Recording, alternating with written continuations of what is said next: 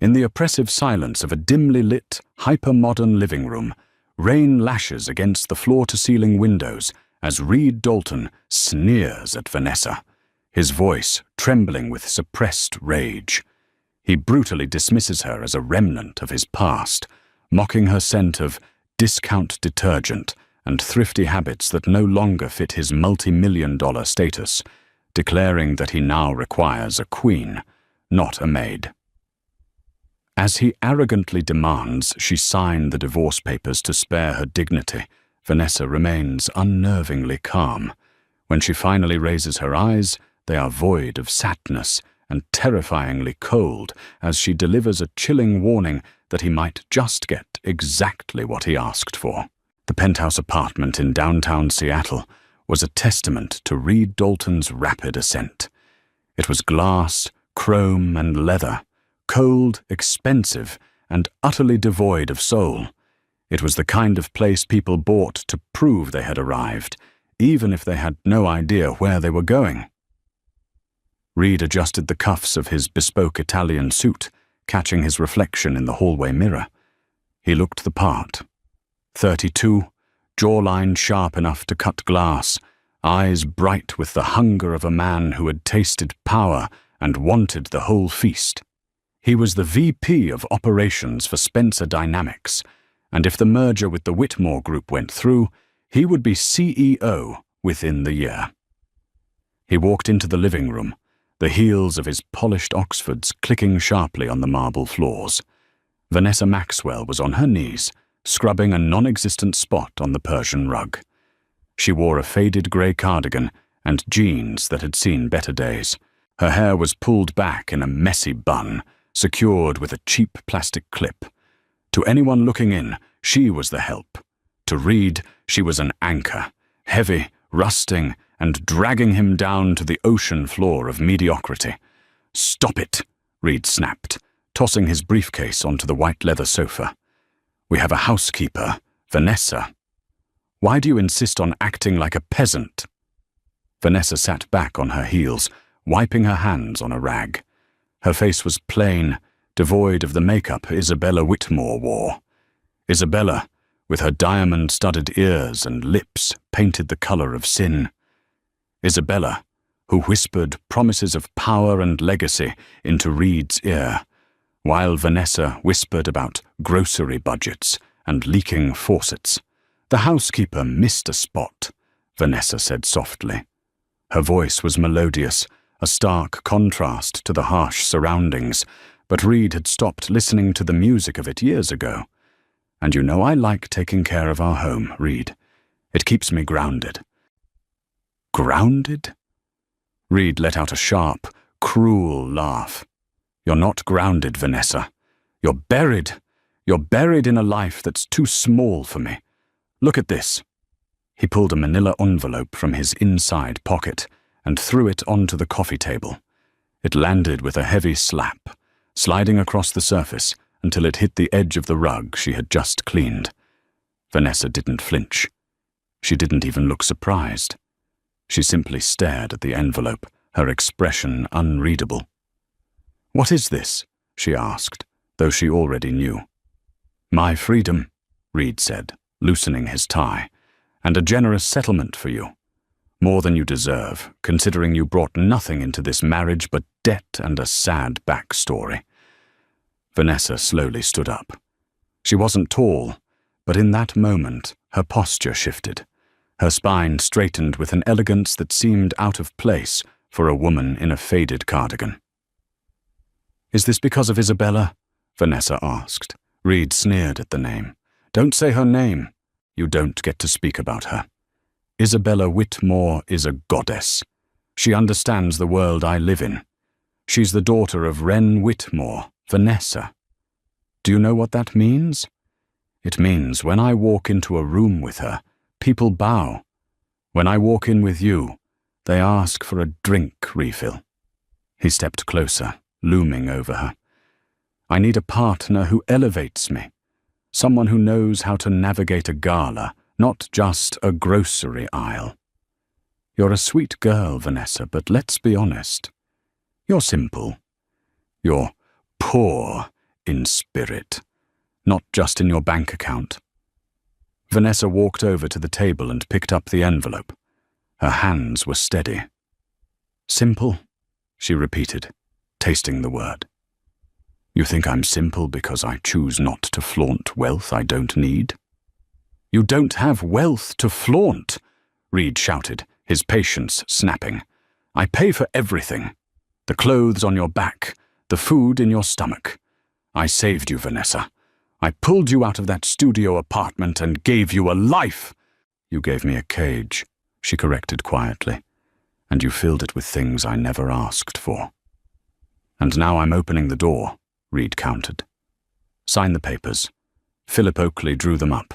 He's the best shark in the city, so don't bother getting a lawyer. You won't win. Take the alimony, buy a nice little house in the suburbs, and find a mechanic who likes pot roast. That's your level. Vanessa looked at him for a long moment.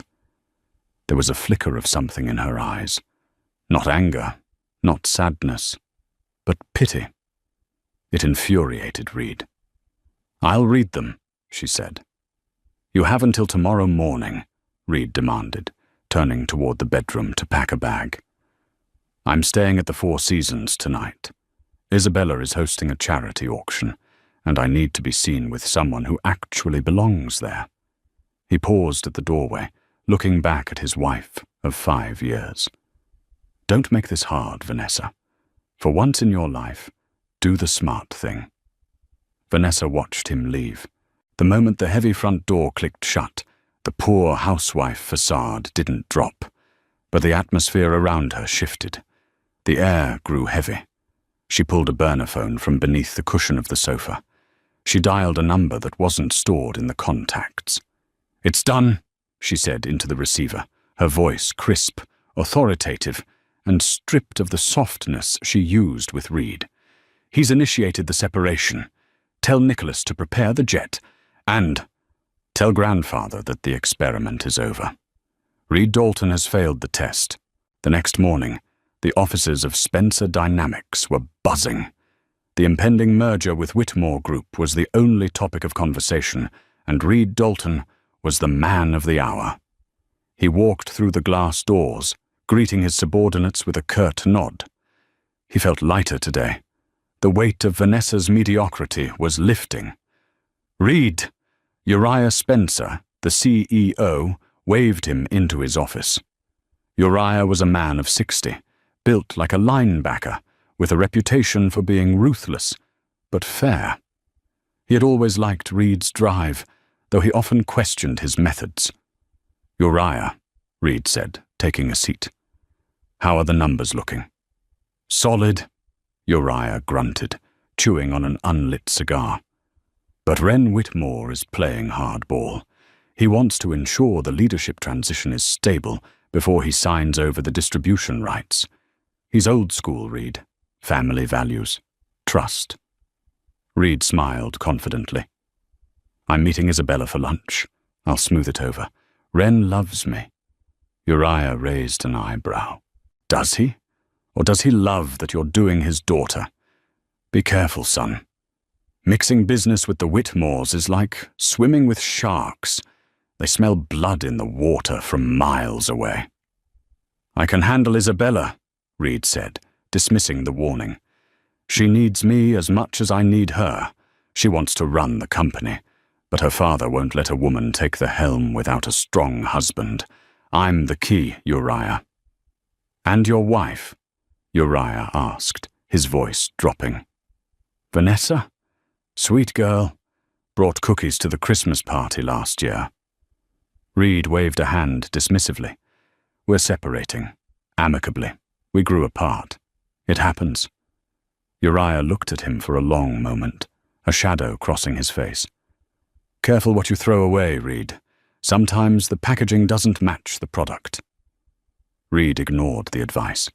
He left the office and headed to Le Ciel, the most exclusive French restaurant in the city, to meet Isabella. Isabella Whitmore was waiting for him at a corner table. She was stunning in a predatory way. Sharp features, immaculate makeup, and a red dress that cost more than Vanessa's entire wardrobe. darling," she purred as he sat down, extending a hand for him to kiss. "Did you do it?"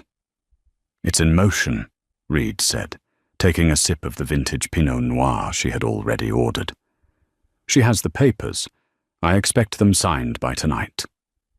Isabella laughed, a sound like breaking crystal. "Finally. I was getting tired of hiding you. Daddy is throwing the engagement gala next Saturday. He expects you to be a free man by then." "Next Saturday?" Reed hesitated. "That's fast." "That's business, Reed," Isabella snapped, her eyes flashing. "Ren wants to announce the merger and our engagement simultaneously. It stabilizes the stock. Unless you're having second thoughts about your little maid." "No," Reed said quickly.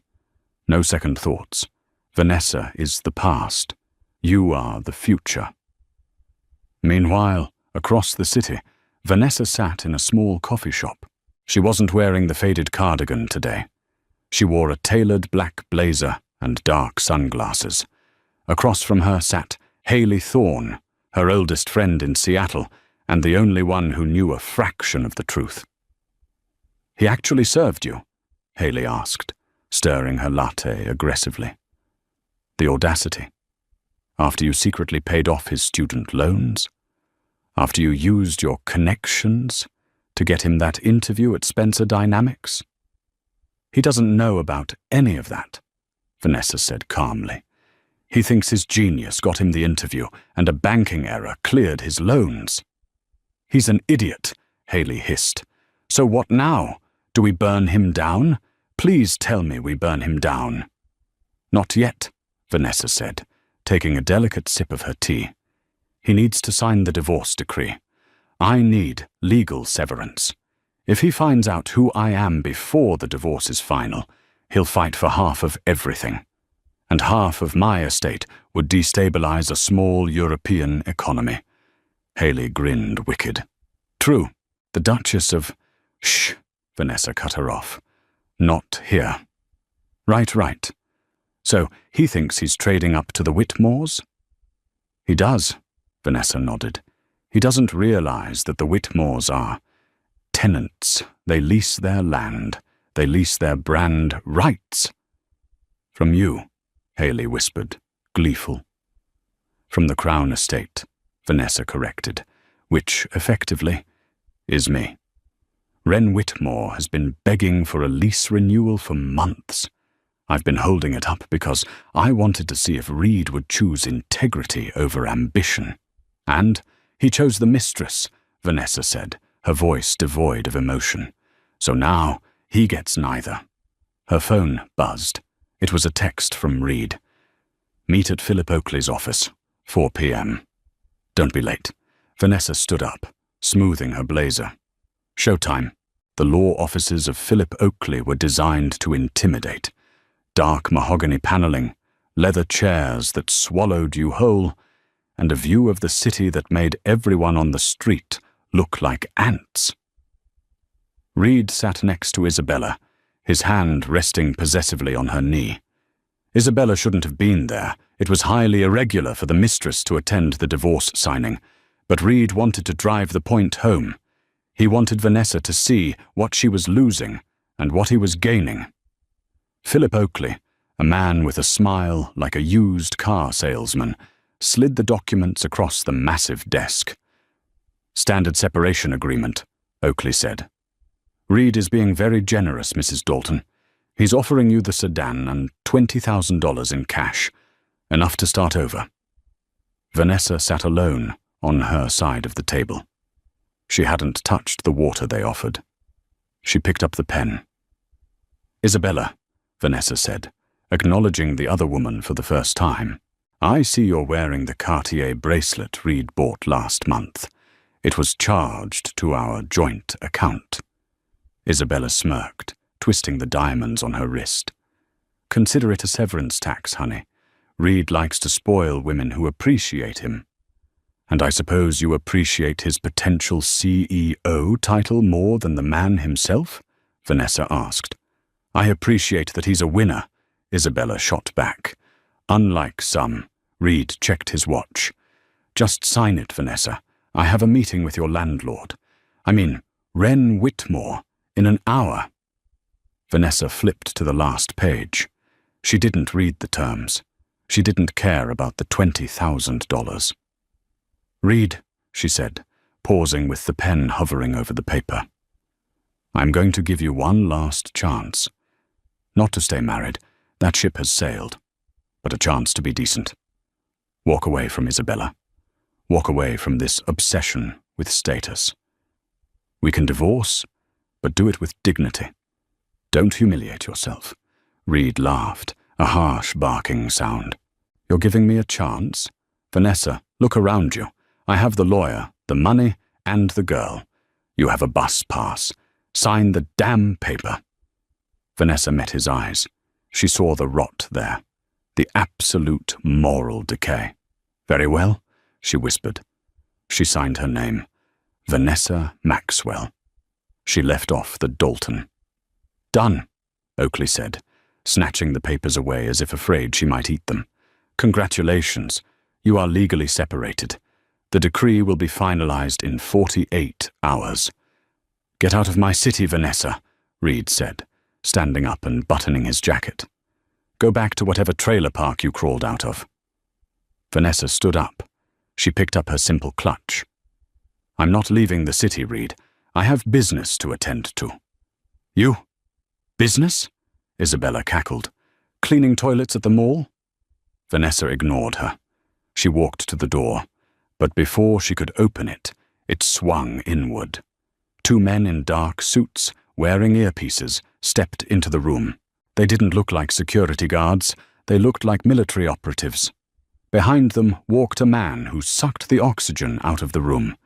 He was tall, with silver-streaked hair, and a suit that made Reed's Italian tailoring look like a costume. He carried a silver-handled cane, though he didn't seem to need it. This was Nicholas Kingsley, the royal advisor, the man who whispered in the ears of kings and queens. Reed frowned. "Who the hell are you? You can't just barge in here. This is a private meeting." Nicholas Kingsley didn't even look at Reed. He walked past him, past Isabella, and stopped directly in front of Vanessa. To Reed's absolute shock, the imposing man bowed. It wasn't a polite nod. It was a deep, formal bow from the waist. "Your Highness," Nicholas said, his voice deep and resonant, "the car is waiting. The jet is fueled for the trip to the capital, but we can delay if you wish to visit the local estate first." Reed blinked. "Highness, what is this? A prank?" Vanessa looked at Nicholas, then back at Reed. Her demeanor changed instantly. The shoulders went back, the chin lifted, and an aura of icy authority descended upon her. "No prank, Reed," Vanessa said. "Nicholas, please inform Mr. Oakley that his services will not be required for the Whitmore merger. I believe his firm represents a conflict of interest." "Conflict of interest?" Oakley sputtered. "Who are you?" "I am the conflict," Vanessa said coolly. She turned to Reed. "You wanted a queen, Reed. You just didn't realize you were already married to a princess." "Vanessa, stop it," Reed stammered, his face flushing red. "You're embarrassing yourself. You're delusional. Who is this actor?" "Nicholas," Vanessa said. "Show them." Nicholas reached into his jacket and produced a heavy, gold-embossed envelope. He placed it on the desk. It bore a crest, a lion and a hawk intertwined. Isabella gasped. She recognized that crest. It was on every bottle of wine her father sold. It was on the deed to their family estate. It was the royal seal of the House of Maxwell Windsor. "That's impossible," Isabella whispered, her face draining of color. "We shall see you at the gala, Reed," Vanessa said, walking toward the door. The bodyguards parted like the Red Sea. "I believe I'm the guest of honor." She swept out of the room, Nicholas trailing behind her. Reed stood in the silence of the office, the ink on his divorce papers still wet, staring at the closed door. She's lying, Reed muttered, though a cold knot of dread was forming in his stomach. She has to be lying. Isabella didn't answer. She was staring at the gold envelope, her hands trembling. Reed, Isabella whispered, if that seal is real, you didn't just divorce your wife. You just declared war on the crown. Silence hung heavy in the back of the Maybach as it sped away from Philip Oakley's office.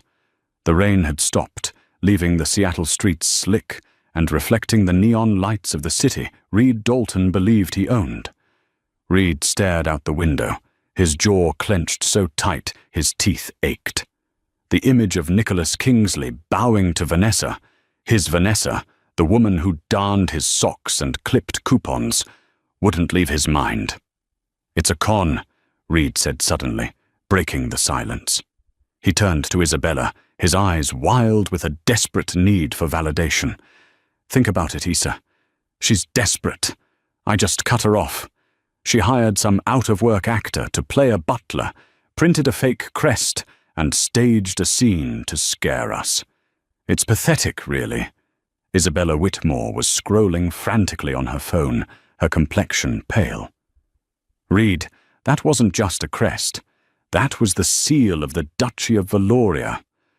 My father has a bottle of 1945 brandy with that exact seal in his vault. He says the family that owns the land we operate on, the Maxwells, are practically ghosts. No one sees them.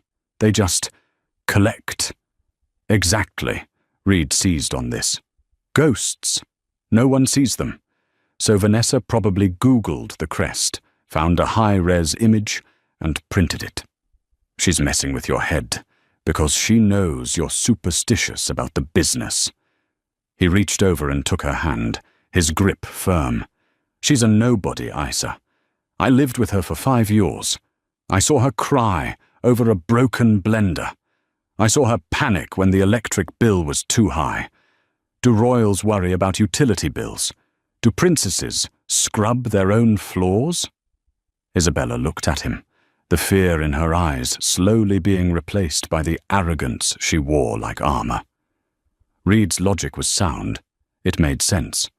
The alternative, that she had just stolen the husband of a royal duchess, was too terrifying to contemplate. You're right, Isabella breathed, letting out a shaky laugh. God, she's good. I almost bought it. The highness bit. Classic overcompensation. She's trying to ruin our week, Reed said, his voice regaining its usual swagger. She wants us to be looking over our shoulders at the gala instead of celebrating. We're not going to give her the satisfaction. Reed pulled out his phone and dialed Philip Oakley. Philip, Reed barked. Ignore everything that just happened. Vanessa is pulling a stunt. Finalize the papers and send a cease and desist to her advisor for impersonation. I want her crushed. He hung up and looked at Isabella. Done. Now let's focus on Saturday. Who's covering the gala? We have the Seattle Times, Vogue Living, and... Isabella wrinkled her nose. Daddy insisted we invite Jackson Wilder. Reed frowned. The YouTube guy, the one who exposes fake billionaires? He has 20 million subscribers, Reed.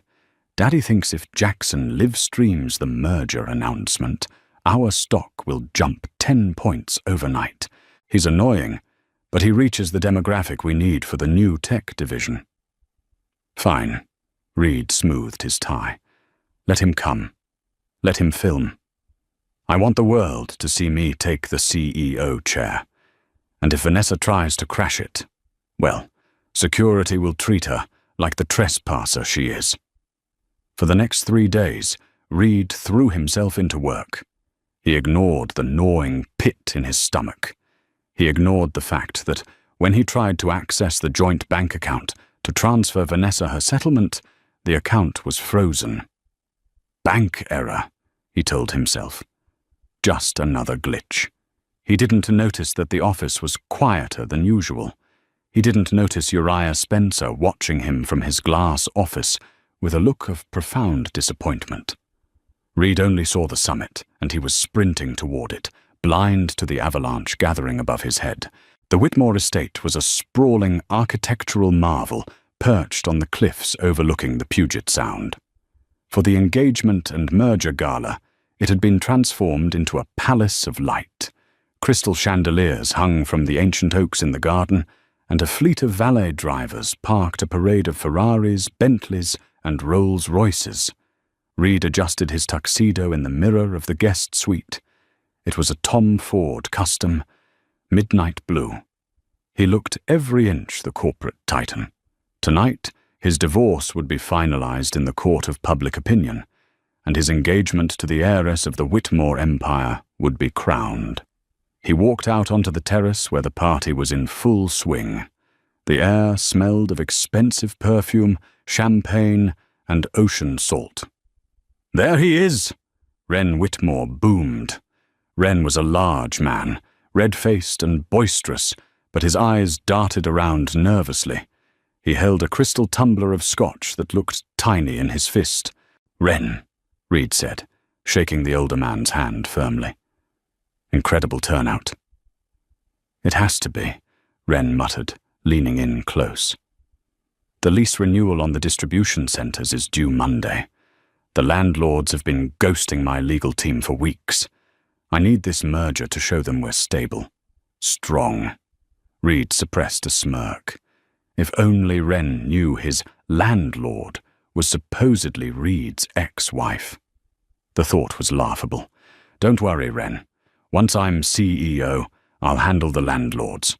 I know how to negotiate with difficult people." "Good man." Wren slapped his back, but his gaze drifted past Reed to a young man with messy hair holding a complex camera rig. "That's Wilder. Go say hello. Make sure he gets your good side." Reed navigated through the crowd, accepting congratulations and envious stares. He found Jackson Wilder near the champagne fountain, talking to a camera lens as if it were a person. "So we're here at the Whitmore estate, and guys, the smell of money is thicker than the humidity," Jackson was saying, his voice high energy. "Rumor has it, Spencer Dynamics is merging tonight. But the real tea? The groom-to-be just dumped his starter wife for the heiress. Classic moves, right? Let's see if he's as charming as the press release says." Reed stepped into the frame, flashing his best media smile. "Jackson, welcome. Hope the hospitality is up to your standards." Jackson lowered the camera slightly, grinning. "Reed Dalton, the man of the hour. Just tell him my subs about your big night. 25,000 live viewers right now. No pressure. No pressure at all," Reed said smoothly. "The truth is easy to sell." "Is it?" Jackson asked, a glint of mischief in his eyes. "Because my chat is blowing up about a rumor. Something about a royal connection. People are saying the roads to the estate are being blocked off by diplomatic security." Reed's smile faltered for a fraction of a second. "Diplomatic security? Probably for the governor. He's on the guest list." "Maybe," Jackson shrugged. "But the chat says the license plates are red." "That's not governor plates, Reed. That's sovereign plates." Before Reed could answer, a hush fell over the crowd. It started at the entrance and rippled through the garden like a cold wave. The music, a live string quartet playing Mozart, stuttered and stopped. Reed turned.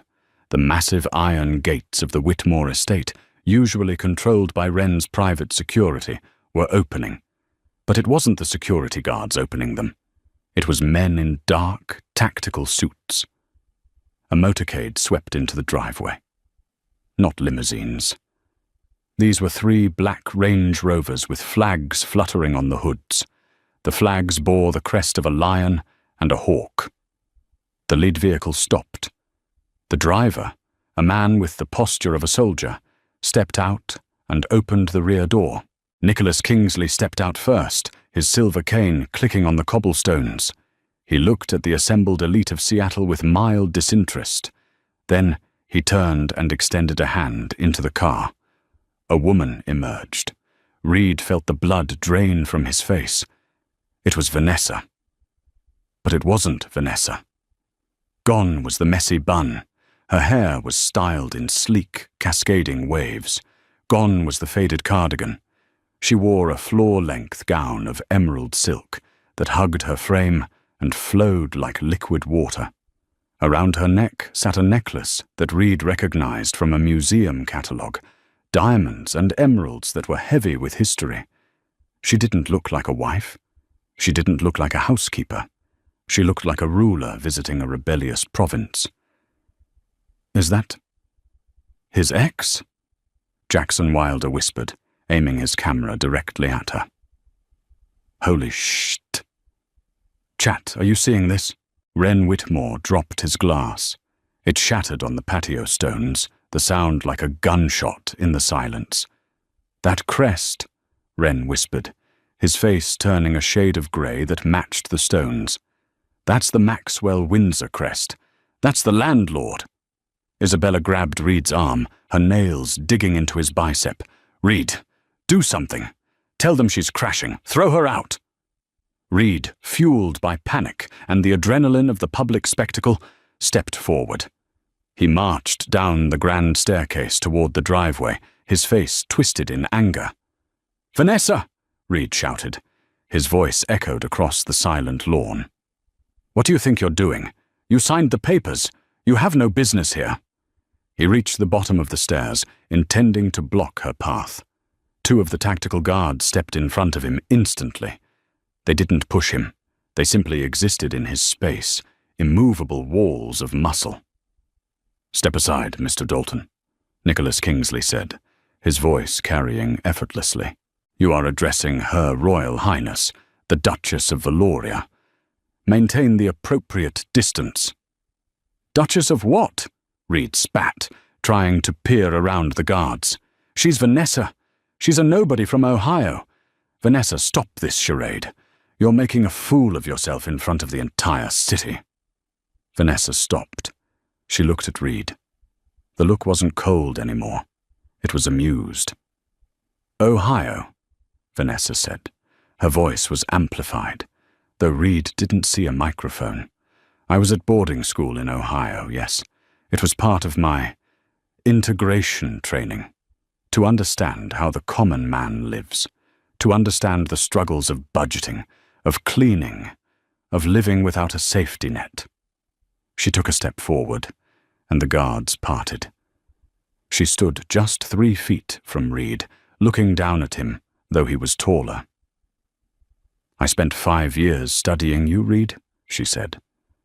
My grandfather, the Duke, believed that character is only revealed when one has nothing.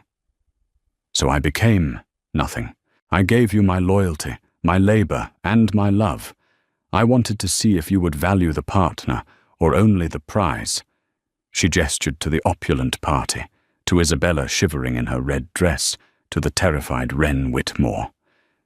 You chose the prize, Vanessa said softly, and in doing so, you proved you are worthy of neither. Jackson Wilder was narrating frantically into his camera.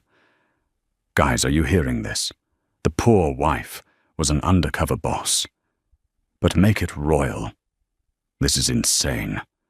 We're at 100,000 viewers.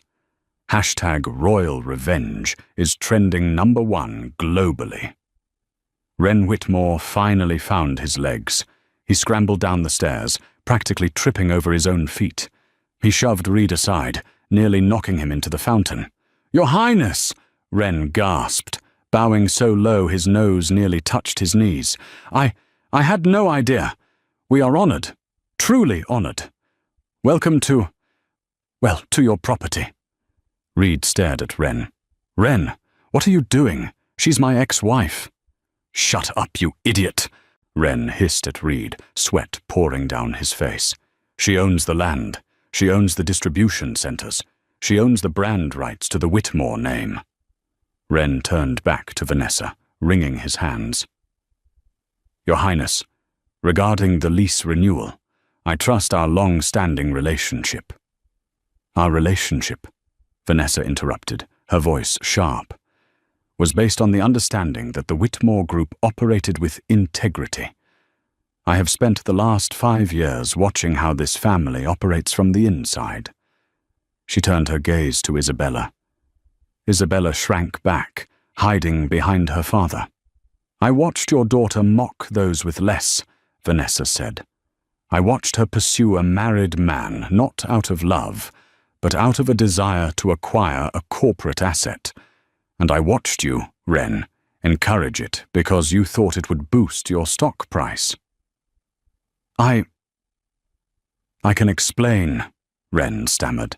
There is nothing to explain, Vanessa said. She signaled to Nicholas. Nicholas opened a leather portfolio and pulled out a document. It wasn't a lease renewal. It was a termination notice. Effective immediately, Nicholas announced, his voice booming for the guests and the live stream to hear. The Crown Estate is exercising the moral turpitude clause in the Whitmore commercial lease. All commercial operations on royal land must cease within 30 days. The brand rights to Whitmore Global are hereby revoked due to breach of conduct. Revoked? Wren screamed. You can't do that. That's bankruptcy. That's billions of dollars. You should have read the fine print, Wren, Vanessa said calmly. It's amazing what people ignore when they think they are untouchable. Reed felt the world spinning. His CEO job, the merger, his future. It was all tied to the Whitmore assets. If the assets were gone... Vanessa, wait, Reed said, his voice cracking. He stepped forward, bypassing the guards who let him pass this time, perhaps knowing he was no longer a threat. You're destroying hundreds of jobs. You're destroying my company. Spencer Dynamics needs this merger. Spencer Dynamics, a new voice boomed. Uriah Spencer, Reed's boss, stepped out of the crowd. He looked grim. He walked down the stairs and stood next to Vanessa. Uriah? Reed asked, confused. Tell her she can't do this. She can do whatever she wants, Reed, Uriah said. She's the majority shareholder of Spencer Dynamics. Her trust fund bought 51% of the stock 6 years ago. She's the one who approved your hiring. She wanted to give you a chance to prove yourself. Reed's knees finally gave out. He stumbled back, catching himself on a stone planter. You own the company? Reed whispered. You were my boss? The whole time? I was your partner, Vanessa corrected. You just treated me like a servant. Jackson Wilder's camera was inches from Reed's face now. And there it is, folks, the look of a man who realized he traded a diamond for a piece of broken glass. The internet is eating you alive, Reed. Comments are saying, Reed Dalton is the new slang for fumbling the bag. Vanessa turned away from Reed, dismissing him as if he were a bore at a party. Nicholas, she said, I find the air here stifling. I believe we have seen enough. Wait! Isabella shrieked, breaking from her trance. She ran forward, tears streaming down her face, ruining her makeup. You can't just leave. What about us? What about the wedding? Vanessa paused. She looked at Isabella with a mixture of pity and disgust. Oh, have the wedding, Vanessa said. You two deserve each other. Just remember, when you're looking for a new venue, avoid any property owned by the estate, which in this city is most of them. She got back into the car. The door closed with a heavy, final thud. Nicholas Kingsley bowed to the stunned crowd, then got into the front seat. As the motorcade swept away, leaving silence in its wake, Reed stood alone in the center of the driveway. The live stream was still running. The guests were staring. Wren Whitmore was sobbing into his hands. And then it started to rain. The morning sun didn't bring clarity. It brought exposure. Reed Dalton woke up in his suite at the Four Seasons, but it wasn't the luxury that greeted him. It was the relentless buzzing of his phone. It had vibrated itself off the nightstand and was now rattling against the hardwood floor like a dying insect. He picked it up, his head throbbing from the scotch he'd consumed after the disastrous gala. He had 412 missed calls. Text messages were scrolling so fast he couldn't read them. But the notifications that made his blood run cold were from YouTube, Twitter, and Instagram. Hashtag The Royal Fumble was trending worldwide. Reed opened the YouTube app. The first video on his recommended feed was titled CEO Wannabe Humiliated by Secret Princess Wife. Full live stream. It had 14 million views in 8 hours. He clicked it. He watched himself on the tiny screen, shouting at Vanessa, looking red-faced and petty. He watched Nicholas Kingsley shut him down with effortless elegance. He watched Uriah Spencer fire him in front of the world. Reed threw the phone across the room. It shattered against the wall, but the silence didn't return. The reality was screaming at him. He dressed quickly, skipping the shower. He needed to get to Spencer Dynamics. He needed to talk to Uriah. Surely, after 10 years of service, Uriah wouldn't throw him away over a personal dispute. It was a wrongful termination suit waiting to happen. When Reed arrived at the Spencer Tower, his security badge didn't work. The little light on the turnstile flashed an angry red.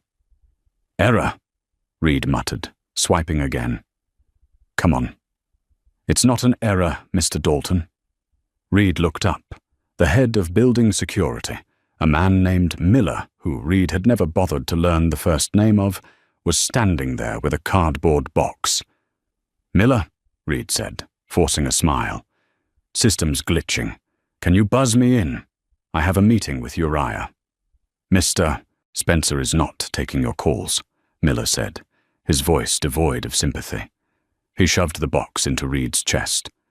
"Your personal effects. We cleared your desk this morning." Reed stared at the box. It held a framed photo of him and Isabella, a stapler, and his Mont Blanc pen. "You can't do this!" Reed snapped, his voice rising. "I am the VP of operations. I have rights. I'm going up there." He tried to push past the turnstile. Miller didn't move, but 2 uniformed guards stepped up behind him. "You're trespassing, sir," Miller said. "And frankly, with the press outside, I wouldn't make a scene. They're looking for blood." Reed turned and looked through the glass revolving doors. A swarm of paparazzi and freelance streamers were camped on the sidewalk. They were waiting for the man who fumbled the bag. "Uriah said I'm banned?" Reed asked, his voice trembling. "Mister, Spencer said that Spencer Dynamics cannot employ anyone with a demonstrated lack of character judgment," Miller recited. He also mentioned that the majority shareholder, that would be your ex-wife, has a zero-tolerance policy for employees who abuse their spouses, publicly or privately. Reed felt the bile rise in his throat. It wasn't just a firing, it was an execution. He took the box and walked out the side exit, avoiding the main press pack. But he couldn't avoid the internet. Every time he passed someone on the street, he saw the recognition in their eyes, the whispers, the stifled laughter. He ducked into a coffee shop, pulling his collar up. He ordered a black coffee, reaching for his platinum credit card. "Declined," the barista said flatly. "Try it again," Reed hissed. "It has a $50,000 limit." It says, "Card reported stolen/frozen by primary account holder," the barista read. Reed froze. The joint account. He had never separated his finances because he assumed he would be the one dictating the terms. Vanessa had frozen him out. "Do you have cash?" the barista asked, looking at the line forming behind him. Reed patted his pockets. He had nothing. He left the coffee on the counter and walked out into the rain, the cardboard box dampening in his arms. He was a millionaire on paper, but in practice, he was destitute. If Reed's fall was rapid, the Whitmore collapse was catastrophic. Reed took a taxi to the Whitmore estate, paying the driver with his expensive watch because he had no cash. He needed to regroup with Isabella. They were in this together. If they married quickly, they could spin the narrative. Romeo and Juliet against the crown.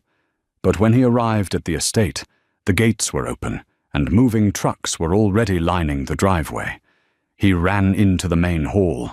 The house was in chaos. Staff were packing crates. Art was being taken off the walls. "Isabella!" Reed shouted. He found her in the library, throwing books into a fire. She looked deranged. Her mascara was smeared, and she was wearing a silk robe that was torn at the hem. "What are you doing?" Reed asked, horrified. Isabella spun around. Her eyes were full of hate. "Burning the ledgers before the forensic accountants get here." "What forensic accountants?" "The Crown's auditors," Isabella screamed. "Your ex-wife didn't just terminate the lease, Reed. She ordered a full audit of the last 10 years of Whitmore global operations on royal land. They're going to find the offshore accounts. They're going to find the tax evasion. Daddy is going to prison." Reed stepped back. "I didn't know about any tax evasion." "You were the VP of operations." Isabella laughed hysterically. "You signed the merger intent. You're named as a co-conspirator in the subpoena Daddy just received." Reed felt the room spin. No, I was just the face. I didn't look at the books." "Ignorance isn't a defense, Reed," Wren Whitmore said, stumbling into the room. He looked 10 years older than he had the night before. He was holding a glass of whiskey in one hand and a revolver in the other. Reed froze. "Wren, put that down." "It's over," Wren slurred. "The stock is down 90% since the market opened. The banks have called in the loans. We're bankrupt, and it's your fault." Wren pointed the gun shakily at Reed. "You brought her into our lives. You lived with a viper for 5 years and didn't see the fangs. If you had just treated her well, if you had just stayed married to her, we would be royalty today." "Daddy, stop!" Isabella grabbed his arm. "Shooting him won't fix it. We need a scapegoat." Isabella turned to Reed, her face shifting from hysteria to cold calculation. "Reed, you're going to take the fall." "Excuse me?" "We'll say you masterminded the offshore accounts," Isabella said quickly. "We'll say you forced Daddy to sign off on them. You were the ambitious young executive. We were just the trusting family." "You're insane," Reed whispered. "I loved you. I left my wife for you." "You left her for my money," Isabella shrieked. "And now that it's gone, what use are you? You're just a broke, unemployed narcissist with a viral video record." She pulled out her phone. "I'm recording this. Get out of my house, Reed. If you ever come back, I'll tell the police you threatened us." Reed looked at the woman he had destroyed his life for. He saw the ugliness beneath the beauty. He saw the reflection of his own greed staring back at him. "You deserve this," Reed said quietly. "You deserve to be poor. Get out." Wren fired a shot into the ceiling. Reed ran. He ran out of the mansion, down the long driveway, past the moving trucks and the repossessing agents. He ran until his lungs burned and his Italian leather shoes were ruined by the mud. He was alone. He had no job, no money, no fiancé, and a potential lawsuit hanging over his head. He walked to the nearest bus stop. He sat on the bench, shivering in the damp air. An old woman was sitting there, reading a newspaper. She looked at him, then down at the paper. On the front page was a picture of Vanessa in her emerald gown, looking regal and strong. The headline read, "The Duchess returns home." "She's beautiful, isn't she?" the old woman said. Reed looked at the photo. For the first time in years, he truly looked at Vanessa. He saw the strength he had mistaken for stubbornness, the quiet dignity he had mistaken for passivity. "Yes," Reed choked out. "She is." "I heard her ex-husband was a real piece of work," the woman muttered, shaking her head. "Tried to trade a diamond for a rhinestone."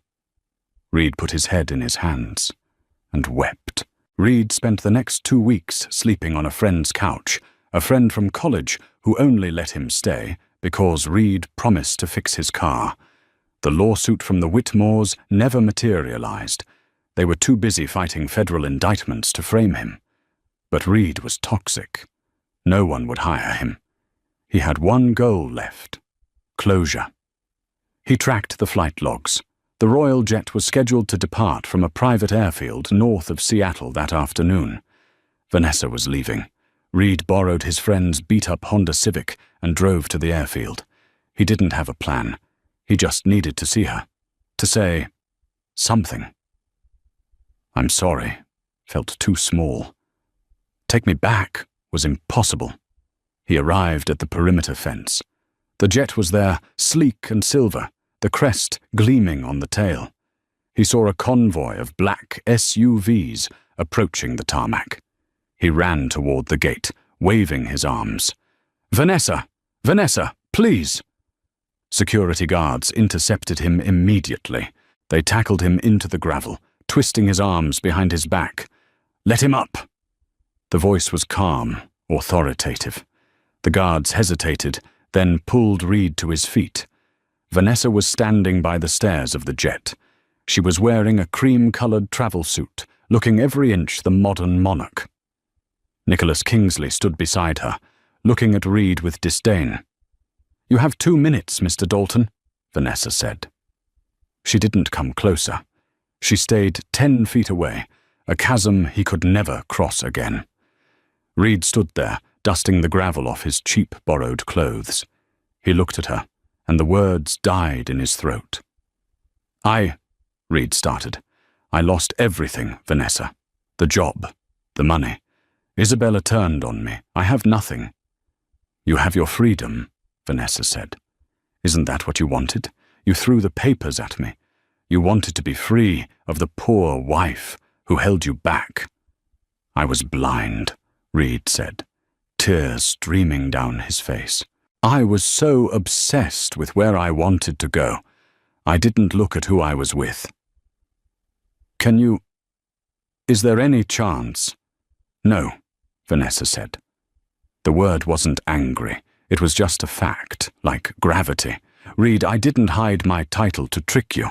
I hid it to protect myself. I wanted to be loved for Vanessa, not for the Duchess. And for a while you did love me. But somewhere along the way, you decided that love wasn't enough currency for the life you wanted to buy." "I can change," Reed pleaded. "I've learned. Look at me. I'm humbled." "You're not humbled, Reed," Vanessa said sadly. "You're just defeated. There is a difference. Humility is a choice. Defeat is a circumstance." She turned to Nicholas. "Give him the envelope." Nicholas stepped forward and handed Reed a plain white envelope.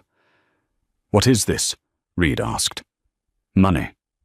"No," Vanessa said. "I'm not giving you money. That would cripple you further.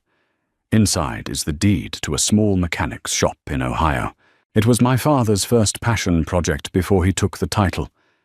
It's run down. It's not profitable, but it's yours." Reed stared at her. "A mechanic's shop? You want me to fix cars?" "I want you to learn the value of work," Vanessa said. "I want you to learn what it means to build something with your hands, not just take credit for others' labor. You're good with machines, Reed. You always were. Before the suits and the ambition, you liked fixing things." She started walking up the stairs to the jet. "Vanessa!" Reed called out one last time. "Did you ever really love me?" She paused at the top of the stairs, looking back at him. The wind caught her hair. "I loved the man I thought you could be," she said. "But that man never showed up." She disappeared into the cabin. The door sealed shut. The engines roared to life, blowing dust and debris over Reed. He stood there, clutching the envelope, watching the jet climb higher and higher into the gray Seattle sky until it was just a speck. And then, nothing. The shop was small, smelling of oil and old tires. It was located in a forgotten corner of Dayton, Ohio. Reed Dalton wiped the grease from his hands with a rag. He wore blue coveralls with the name Reed stitched on the pocket. He had a beard now, neatly trimmed. He looked tired, but the frantic hunger was gone from his eyes. "Hey, Reed," a customer called out. "Is the transmission done?" "Almost," Reed yelled back. "Give me 20 minutes. I want to make sure the seal is tight." He walked into the small break room to grab a water. A small TV in the corner was playing the news. And in international news, the Duchess of Valoria announced today a new initiative to support small business owners and ethical corporate practices. She was seen attending the summit with her new fiancé, Prince Elias of Sweden. Reed stopped. He watched the screen. Vanessa was smiling, a genuine, radiant smile he hadn't seen in years. She looked happy. She looked complete. He looked down at his grease-stained hands. He looked around the small, cluttered shop. It wasn't a penthouse. It wasn't a corner office. But it was honest. He turned off the TV. "Reed!" the customer shouted again. "Coming," Reed said. He walked back out to the garage, picked up his wrench and got back to work. He had a long way to go, and for the first time in his life, he wasn't looking for a shortcut. And that is the story of Reed Dalton, a man who held a diamond in his hand and mistook it for a rock, simply because he forgot how to see the light. It's a harsh lesson, isn't it? We live in a world that tells us to chase the upgrades, the better car, the bigger house, the trophy partner. But the tragedy of Reed wasn't that he was ambitious. It was that he defined his worth by what he could get, rather than what he could give. Vanessa tested him not with cruelty, but with simplicity. And he failed because he couldn't find value in the simple things. What do you think? Did Reed deserve the mechanic shop? Or should Vanessa have left him with absolutely nothing? And would you have passed the poor partner test? Let me know in the comments below. If you enjoyed this story of royal revenge and karma, please hit that like button. It really helps the channel. And don't forget to subscribe and ring the bell so you never miss a story. Until next time, remember, the grass isn't greener on the other side. It's greener where you water it.